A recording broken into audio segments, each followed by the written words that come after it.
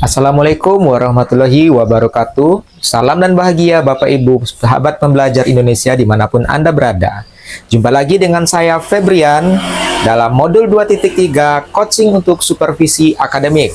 Kali ini saya akan berkolaborasi dengan Megia Kurniawan membawakan praktek tentang coaching.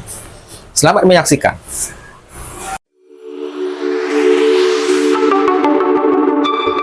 Waktu dan tempat kami persilakan ke Pak Febrian dan Pak Megia. Silakan Bapak-bapak.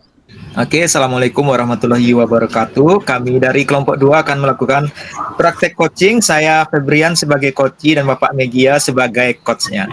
Selamat menyaksikan. Oke, bismillahirrahmanirrahim. Assalamualaikum warahmatullahi wabarakatuh. Apa kabar Pak Febrian? Alhamdulillah kabar saya baik, Pak. Oh ya, Bapak, kemarin Bapak bilang ada hal yang ingin didiskusikan kepada saya, Pak. Ya. Nah, jadi sebelumnya saya memang ingin berdiskusi dengan Pak Megia mengenai permasalahan yang saya hadapi, dan saya mengucapkan terima kasih banyak atas waktu yang Bapak berikan untuk kita bisa melaksanakan coaching ini. Baik, Pak. Terima kasih, Pak, sudah ingin berbagi cerita tentang permasalahan yang Bapak hadapi. Apa yang saya bisa bantu untuk mengatasi permasalahan Bapak yang kemarin kita akan kata Bapak kan ada yang ingin diskusikan. Oke, terima kasih Bapak mau membantu saya untuk mengatasi masalah saya, sehingga bisa nanti saya menemukan solusi yang terbaik untuk mengatasi permasalahan saya nantinya. Oke, Pak, semoga saja bisa saya membantu memberikan solusi lah yang terbaik sekarang untuk permasalahan Bapak yang Bapak hadapi hari ini. Oke, yang saya rasa hari ini saya sebenarnya tuh agak kecewa nih, Pak. Kenapa kecewa, Pak? Ini jadi kan kemarin saya melakukan asesmen formatif. Nah, setelah saya koreksi hasil asesmen tersebut, nah saya menemukan banyak siswa saya yang nilainya masih rendah. Nah, kok saya jadinya kecewa, kenapa kok bisa rendah begitu? Nah, apa ada yang salah dengan cara saya mengajar, Pak? Oh iya. Jadi berkaitan dengan permasalahan Bapak itu, sebenarnya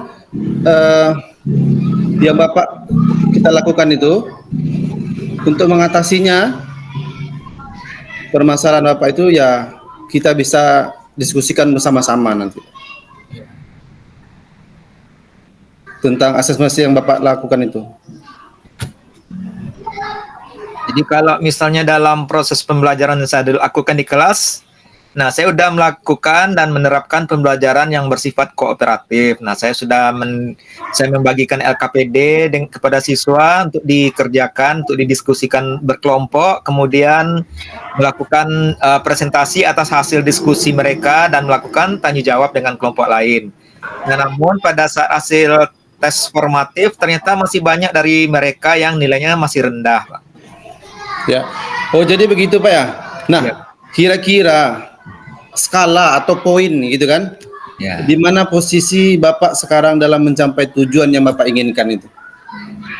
Nah, kalau untuk saat ini saya rasa masih ada di skala antara 5 sampai 6, Pak. Oh iya. Terus kalau boleh tahu, Pak, bagaimana faktor gaya belajar Bapak yang Bapak ajarkan di dalam kelas, Pak? Kalau di dalam kelas ya seperti yang saya bilang tadi, udah melakukan belajarnya udah menggunakan LKPD, saya ajak mereka berdiskusi secara berkelompok, kemudian presentasi, hasil diskusinya dipresentasikan, kemudian mereka saling bertanya jawab dengan kelompok lain, Pak. Oke, baik, saya sebenarnya tertarik, Pak, dengan penjelasan Bapak itu yang Bapak jelaskan tadi untuk membantu siswa mengatasi masalah yang mereka hadapi gitu, Pak. Terus, Pak? Ya. Nah, jadi gimana ya, Pak, kira-kira caranya ya, Pak? Caranya ya kita untuk memberikan pelajaran yang terbaik untuk anak kita supaya konsep dan dasar kecenderungan murid yang Bapak ajar itu ya mungkin dengan metode lain gitu. Contohnya dengan suka menggambar, lalu solusinya ya untuk membantu siswa mengatasi masalah mereka yang mereka hadapi itu Pak. Dengan metode yang lain lah. Supaya mereka anak-anak itu bisa mengatasi masalahnya. Mungkin mereka juga masih ini ya, masih kurang memahami konsep dasar dari materi sebelumnya. Ya, ya memang benar Pak. Karena siswa yang sepertinya masih kurang menguasai konsep dasar, maka saya memberi bantuan pembelajaran dengan yang seperti menggambar dan lain sebagainya. Bagaimana Pak? Menggambar, wah, kayaknya ide bagus itu Pak. Ya. Ya, apakah Bapak sepakat Pak dengan yang saya berikan solusinya? Insya Allah bisa diterapkan Pak. Nah, itu maksud saya Pak. Jadi perlu kita sesuaikan pembelajaran sesuai dengan gaya belajar murid. Dengan demikian akan membantu mereka memahami konsep materi yang lebih mudah Pak. Bukan sekedar kita masuk habis itu kita lihat pembelajaran yang kita paparkan gitu. Namun kita harus melihat gaya belajar murid maunya seperti apa gitu. Ya Pak, nah saya akan mencoba untuk menerapkan beberapa alternatif solusi tersebut dalam pembelajaran ke depannya Pak. Nah, sekarang Bapak kira-kira akan menindaklanjut masalah ini kapan Pak? Segera pada pertemuan selanjutnya Pak. Berarti kan besok ada jam saya mengajar, berarti besok insya Allah akan saya terapkan. Oke, kira-kira apa yang Bapak persiapkan untuk menjalankan komitmen di dalam waktu yang dekat ini Pak?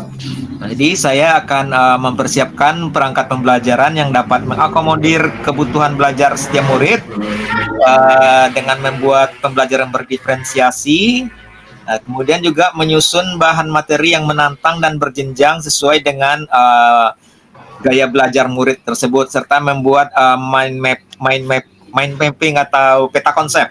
Oke, untuk menjalankan komitmen ini Pak, ada nggak kira-kira pihak lain yang dapat dilibatkan dalam membantu Bapak ini untuk menyelesaikan masalah ini?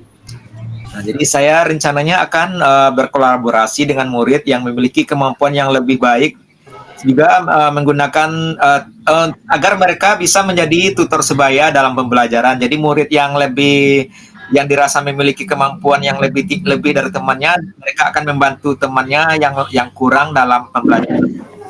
Oke, baik Pak.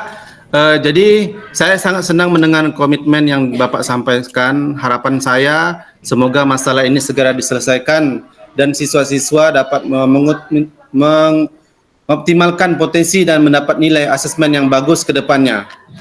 Ya Pak. Nah kalau begitu terima kasih atas saran dan masukannya Pak. Sama-sama Pak, selalu sukses selalu untuk kedepannya. Amin. Nah ya saya pamit dulu Pak ya. Assalamualaikum. Waalaikumsalam warahmatullahi wabarakatuh. Oke, demikianlah praktek coaching dari kami kelompok 2. Kami persilakan pada teman-teman lain untuk memberikan tanggapan dan masukan. Yang senior aja kaku, apalagi yang junior ini.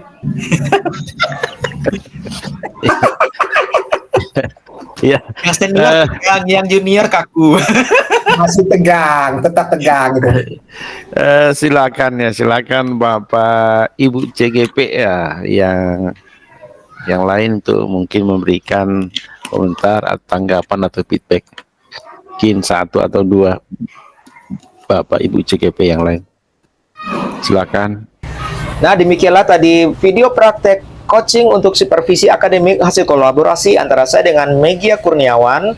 Semoga bermanfaat bagi Bapak Ibu semua, dan jika ada kesalahan-kesalahan dalam melaksanakan praktek karena memang kami mengalami sedikit grogi dalam pelaksanaannya, sehingga apa yang sudah kami konsepkan menjadi sedikit ambiar, mohon dimaafkan dan dimaklumi.